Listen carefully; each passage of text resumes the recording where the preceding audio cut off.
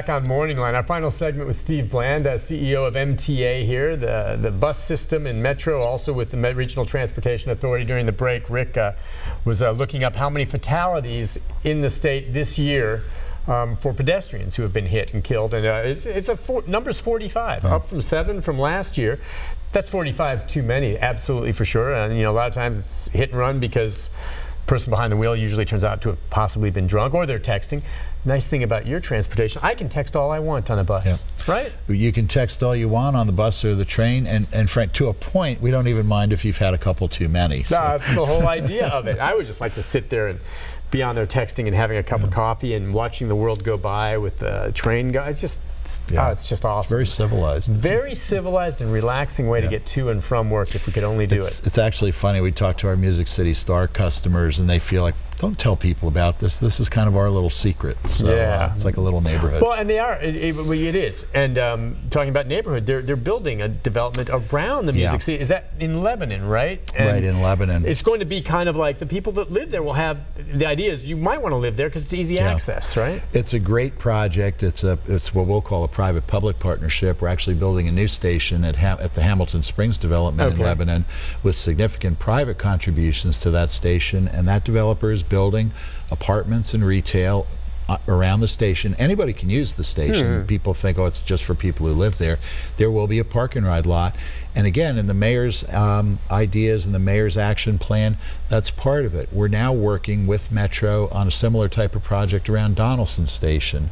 And how do you connect that station with more development? How do you make that more of a, what I'll call an activity center, around that station and connecting to some of the surrounding commercial Meaning that activity. people would be taking that train purposely because there would be shopping near there, but also would people want to live in some of those condos thinking, this is great, I'm right near the train and I can hop on anytime I want. I can get out of the city quickly. I have some retail around me, so again, I can walk to a restaurant or I can walk to a coffee shop or what have you.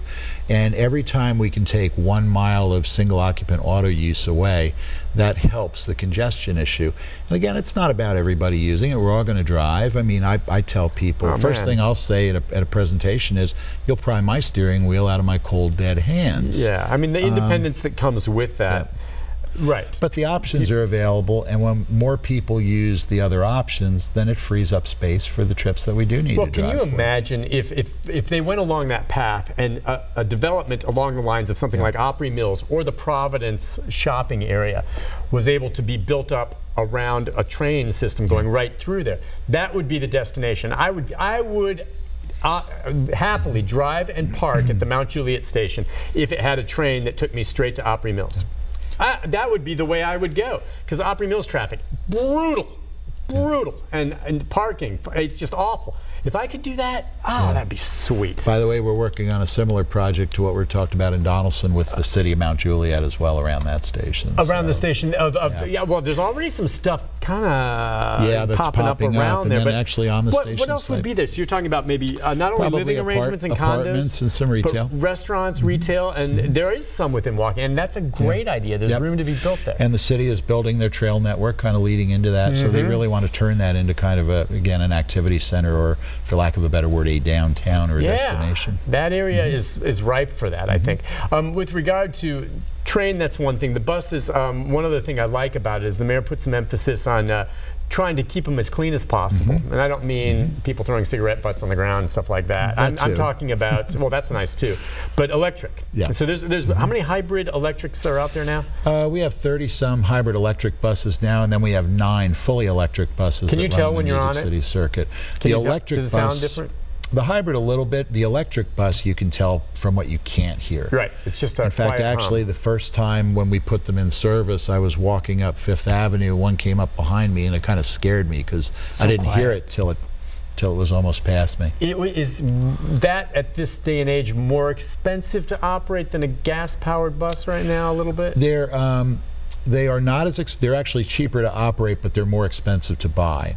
Okay. So we kind of work through that trade-off. The other issue with the electrics is we have the charging infrastructure. So if you go down to Riverfront Station, you'll see the charging station we have for the electric buses, and it's pretty significant. But that technology is moving quickly enough that I don't think it's outside the realm of possibility in the during the time frame of the mayor's action plan, which is only a 3-year time frame that we'd be looking at fully electric buses as part of our mainstream fleet, not just for the circuit. And do you see the day when we have those fully electric buses that don't have a driver and they're computerized, driverless vehicles? Yeah, I have a little harder time with that. So do I. You know, that'll be a process, but autonomous vehicles, and more important, frankly, in the short term, autonomous features, you know, like assisted braking and blind spot monitoring, are, I would guarantee you, helping now avoid accidents that could have created huge congestion issues. So without a doubt, that's coming. A lot of people are guessing at what the impacts will be. It's a little early to tell what the full impact will be over time. You just wonder how that'll work in a busy traffic situation. All right, so where we stand now, I know you've been on before and we've had others that are involved with this, talking about public comment and getting ideas, which you've done, and a lot of that's gone into this. So I'm just wondering, individuals that are watching now, is there any other time now for them to reach out or share thoughts, or is that time past? And well, how do you do it? This is a hot enough topic where there will never be a hard and fast start and stop to public engagement. We get comments every day. So people can still go in through the nMotion website, nmotion2016.org. The other thing the MTA is doing on more of a granular, not quite the 25-year level, is we're doing what's called a comprehensive operations analysis, where we're looking at how do we streamline the actual bus routes? How do we make what I'll call quick nominal improvements? That's touched on in the mayor's action agenda, what we might do to say through route buses. Well, instead of having this bus go into downtown, turn around and come back, should it go through downtown and on out? So that will be an excellent opportunity for public engagement, and a number of the other projects as they come along, for sure. Okay, but let's face it, a lot of that stuff you've always been doing, trying to streamline, okay? I mean, that's not something new from the mayor saying it now. MTA is always trying to find a better way. Yeah. Now we're trying to step it up a bit. Okay, and that's what I was going to say. So yeah, I'm glad you said that. That just means step it up a bit. So this is a motivating factor, obviously, and you know, lawmakers and council have to recognize the importance of this priority.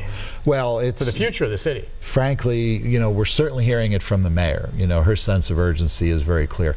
We're also hearing it from Metro Council people. We're hearing it from state legislators. We're hearing it from the regional mayors. So it's not just Mayor Barry. It's the mayors of the surrounding cities and counties who realize that A, it's a connected region, and B, mobility is sort of the key. And I hate to pick just one because they're all really dynamic, but Mayor Bradley in Robertson County is a great example of somebody who realizes that for my county to be successful, good, fast connections to greater Nashville are going to be critically important. Yeah. I'll tell you what, I'm just thinking as you were saying that, aside from, you know, public safety, which I think most people would agree is number one, I can't think of a more important issue facing the future of Middle Tennessee and this city as a whole, and as you say, these other counties, than transportation. You're saying, Nick, what transportation? But what about education? What about sidewalk? No. Transportation, number one. Number two, beside public safety, in my opinion. You don't address it, okay? And you let it go. The livability, the attractiveness of this city, the functionality of it, literally goes out the window. And I've lived in some cities where it was brutal, and they've gotten bigger, and Los Angeles, one of them, and all of that. Brutal. Yeah, and brutal, now they're paying not billions, they're paying hundreds of billions of dollars to dig out. I think after public safety, this is the single most important issue to this entire city right now. But I would argue it's also connected to a lot of the other important issues like education. I mean, our relationship with Metro Nashville Public Schools. Kids have access to more charters, more magnet schools because they don't have to rely on the yellow school bus. They can use the mass transit. They're all interconnected, public safety as well, okay? Someone needs an ambulance, they're stuck in traffic gridlock. You have a heart attack, you may not survive because they can't get there because there's a traffic mess because we haven't addressed it. All these things are so important, Steve, and people need to realize, okay, well, yeah, that could affect me.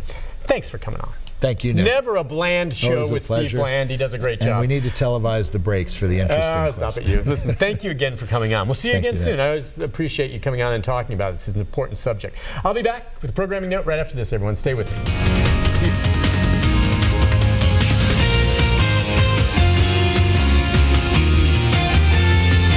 Steve.